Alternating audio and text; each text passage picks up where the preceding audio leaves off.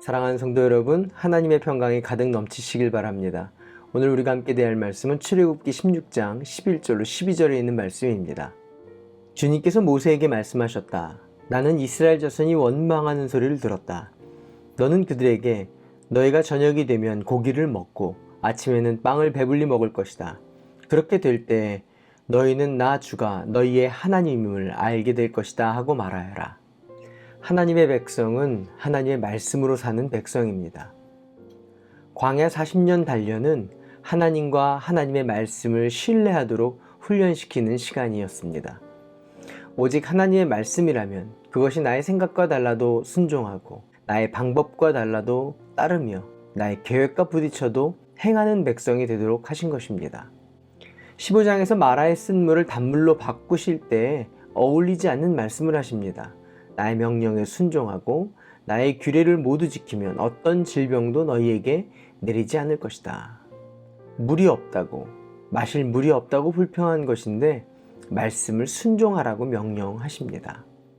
16장에 양식이 없고 고기가 먹고 싶다고 불평했는데 양식과 고기를 내리시면서 하나님은 말씀에 순종하라고 훈련을 시키십니다.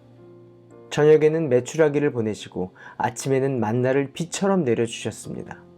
그런데 그날 식구대로 먹을 만큼만 거두고 만나도 사람당 한 오멜씩만 거두라고 말씀으로 명령하십니다. 비처럼 쏟아지는 엄청난 양의 만나를 보고도 이스라엘 백성은 식구수에 맞춰서 한 오멜씩만 거두게 하셨고 메추라기도 그렇게 하셨습니다. 이 말씀에 순종하도록 훈련시키신 것입니다. 생각 같으면, 내 방법 같으면, 내 계획 같으면 더 거두고 쌓아두고 먹을 수 있는데 그날 먹을 것만 모으도록 하나님의 말씀은 그들에게 그렇게 훈련시키셨습니다. 이렇게 말씀으로 훈련시키신 시간이 40년입니다.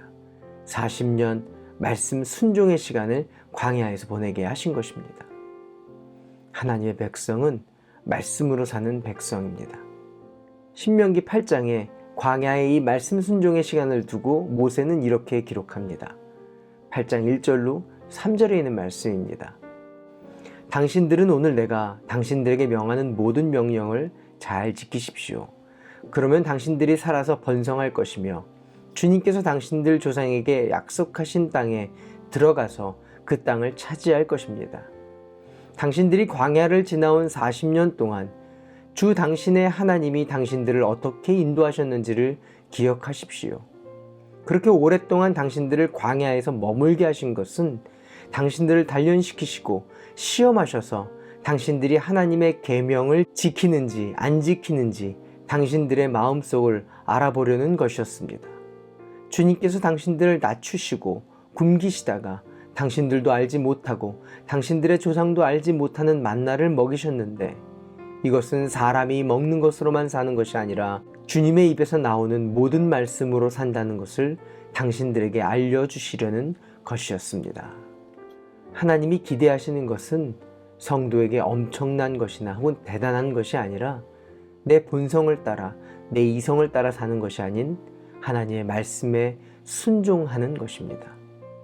그 사람을 통해 하나님의 일을 이루어 가시고 하나님의 나라를 세워 가십니다. 오늘도 말씀을 따라 순종하시는 하나님의 사람 되시기를 바랍니다. 기도할까요?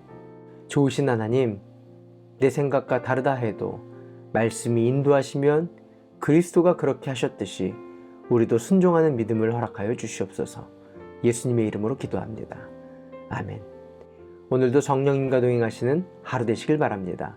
화이팅!